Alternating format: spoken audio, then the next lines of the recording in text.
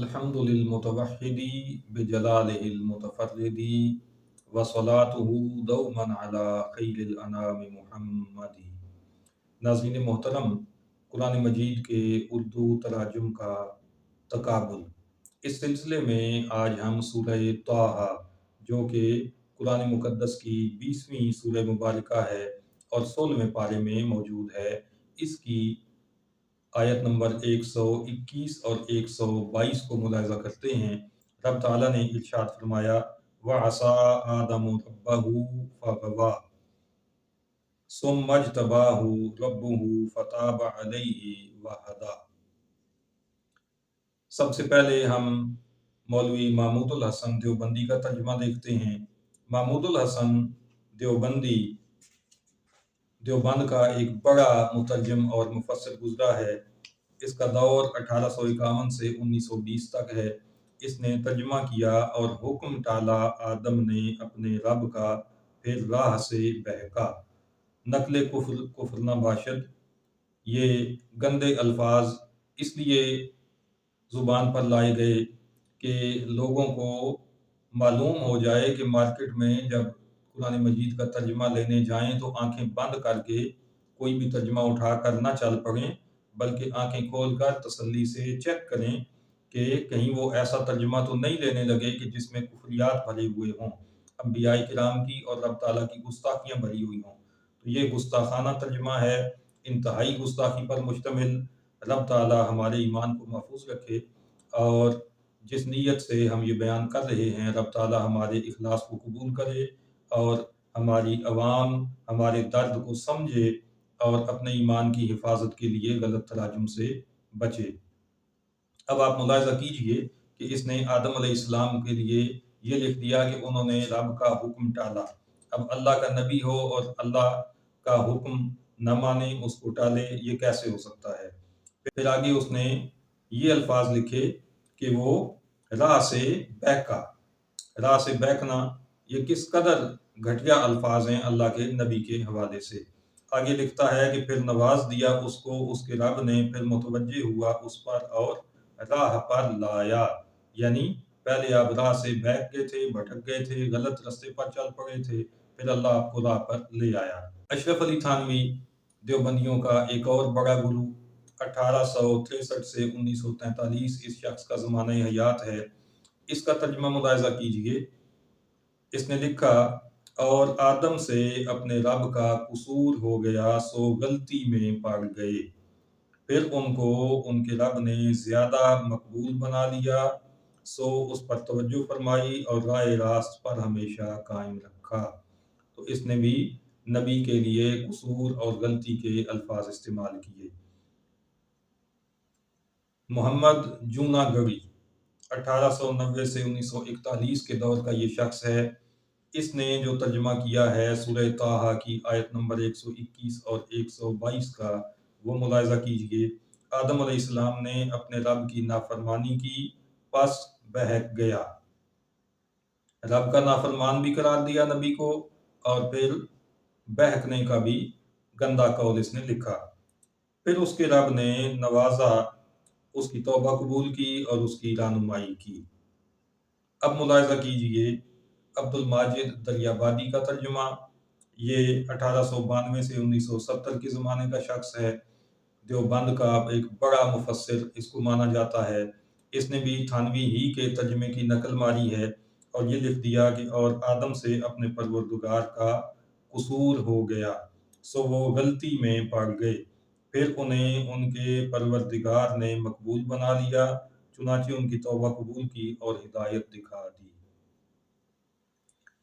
اب بات کرتے ہیں ابوالعالیٰ مودودی کی، جماعت اسلامی کا بانی، 1903 سے 1979 تک اس کا زمانہ حیات ہے۔ اس نے یہ لکھا آدم نے اپنے رب کی نافرمانی کی اور راہ راست سے بھٹک گیا۔ اوپر والے جو ترجمے آپ کے سامنے ہم نے پیش کیے، انہوں نے بہکنے کا لفظ استعمال کیا تھا، اس نے بھٹکنے کا لفظ استعمال کیا۔ مفہوم اس کا بھی وہی ہے، یہ بھی نبی کی گستاخی پر مشتمل ہے۔ آگے لکھتا ہے پھر اس کے رب نے اسے برگزیدہ کیا اور اس کی توبہ قبول کر لی اور اسے ہدایت بخشی۔ اس کے بعد مفتی تقی عثمانی کا ترجمہ آپ کے سامنے پیش کیا جا رہا ہے۔ یہ شخص 1943 میں پیدا ہوا ہے اور آج کے دور میں یہ دیوبندیوں کا سب سے بڑا رہنما ہے اور ان کا سب سے بڑا مفتی ہے پاکستان میں۔ اسے شیخ الاسلام کے لقب سے وہ یاد کرتے ہیں۔ اس نے لکھا، اور اس طرح آدم نے اپنے رب کا کہا ٹالا اور بھٹک گئے، پھر ان کے رب نے ان کو چن لیا، چنانچہ ان کی توبہ قبول فرمائی اور انہیں ہدایت عطا فرمائی۔ رب کا کہا ٹالا اور بھٹک گئے، یہ الفاظ بڑے قابل غور الفاظ ہیں۔ مولوی فرمان علی شیعوں کا مترجم ہے، اس کا ترجمہ بھی دیکھ لیجئے۔ پہلے بھی مختلف آیات کے تقابل میں اس کا ترجمہ پیش کیا جاتا رہا ہے، اس لیے کہ یہ روافض کا سب سے مقبول مترجم ہے۔ اس نے لکھا، اور آدم نے پروردگار کی نافرمانی کی تو راہ صواب سے بے راہ ہو گئے، اس کے بعد ان کے پروردگار نے برگزیدہ کیا اور ان کی توبہ قبول کی اور ان کی ہدایت کی۔ ناظرین محترم، ان سب ترجموں کو آپ نے دیکھا کہ نبی کی شان میں کس قدر گھٹیا اور گستاخانہ الفاظ استعمال کیے گئے، جبکہ اس سے اوپر چند لمحے پہلے وہ آیت گزر چکی کہ جس میں رب تعالیٰ نے ارشاد فرمایا تھا فَنَاسِیَ وَلَمْ نَجِدْ لَهُ عَزْمًا، آدم علیہ السلام بھول گئے اور ان کا عزم ہم نے نہیں پایا۔ کوئی بھی عمل گناہ تب بنتا ہے جب اس میں رب کی نافرمانی کا ارادہ پایا جائے۔ بغیر ارادے کے اگر رب کے حکم کے خلاف عمل ہو جائے تو وہ گناہ نہیں ہوتا۔ روزے کی مثال ہمارے سامنے ہے۔ حالت روزہ میں کھانا پینا جائز نہیں، مگر بھول کر اگر کوئی شخص کھا پی لے، اسے یاد نہ ہو کہ اس کا روزہ ہے، تو اس کا روزہ بھی قائم رہے گا، اسے گناہ بھی نہیں ہوگا، اس لیے کہ اس کا ارادہ نہیں تھا۔ اور آدم علیہ السلام کے معاملے میں رب تعالیٰ نے خود گواہی دے دی، فَنَاسِیَ، وہ بھول گئے، وَلَمْ نَجِدْ لَهُ عَزْمًا، اور ہم نے ان کا ارادہ نہیں پایا۔ تو جب یہ معاملہ ہے، پچھلی آیت میں بتا دیا گیا، تو یہاں پہ کس طرح ان لوگوں نے آدم علیہ السلام کے لیے بھٹکنے کا اور بے راہ ہونے کا اور بہک جانے کا اور رب کا حکم ٹالنے کا اور نافرمانی کرنے کا یہ قول لکھا۔ ناظرین محترم، آئیے اب آپ کے سامنے کنز الایمان پیش کر رہا ہوں۔ ایمان کا خزانہ ہے، امام اہل سنت مجدد دین و ملت سیدی و سندی امام الشاہ احمد رضا خان فاضل بریلوی رحمۃ اللہ علیہ کا خوبصورت ترجمہ، ایمان کا محافظ ترجمہ۔ دیکھیے کس قدر خوبصورتی کے ساتھ اور کس قدر ایمان کی حلاوت کے ساتھ آپ نے یہ ترجمہ کیا۔ آپ لکھتے ہیں، اور آدم سے اپنے رب کی کے حکم میں لغزش واقع ہوئی۔ لغزش کا معنی ہوتا ہے بھول، جیسے پچھلی آیت میں رب تعالیٰ نے خود بتایا فناسیہ۔ اور آدم سے اپنے رب کے حکم میں لغزش واقع ہوئی تو جو مطلب چاہا تھا اس کی راہ نہ پائی، یعنی ہمیشہ زندہ رہنے کی جو طلب پیدا ہوئی تھی اس کی راہ نہ پائی۔ پھر اس کے رب نے چن لیا تو اس پر اپنی رحمت سے رجوع فرمائی اور اپنے قرب خاص کی راہ دکھائی۔ انتہائی خوبصورتی کے ساتھ آپ نے اسلام کے سچے عقیدے کا بھی اظہار کر دیا اور آدم علیہ السلام کی عظمت اور رفعت کا بھی پاس رکھا۔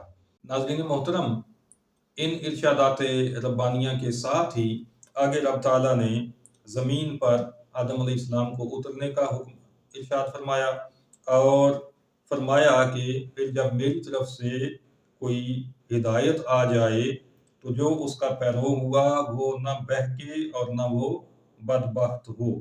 قرآن مجید کا ترجمہ کرتے ہوئے ان لوگوں کی ذمہ داری تھی کہ آیات کا سیاق و سباق بھی دیکھتے۔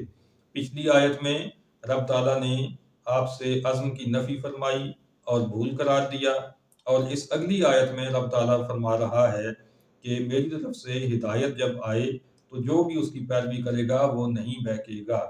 تو جب ہدایت کی پیروی کرنے والے نہیں بہکیں گے اور بدبخت نہیں ہوں گے، تو جو ہدایت لے کر تشریف لا رہے ہیں لوگوں کی ہدایت کے لیے نبی بن کر آ رہے ہیں وہ کس طرح بہک سکتے ہیں۔ ناظرین محترم، دعا کیجئے کہ رب تعالی ہمیں ایمان پر قائم رکھے اور کنز ایمان کے ساتھ ہمارا رشتہ اور تعلق آخری دم تک قائم رکھے۔ وما علینا الا البلاغ المبین۔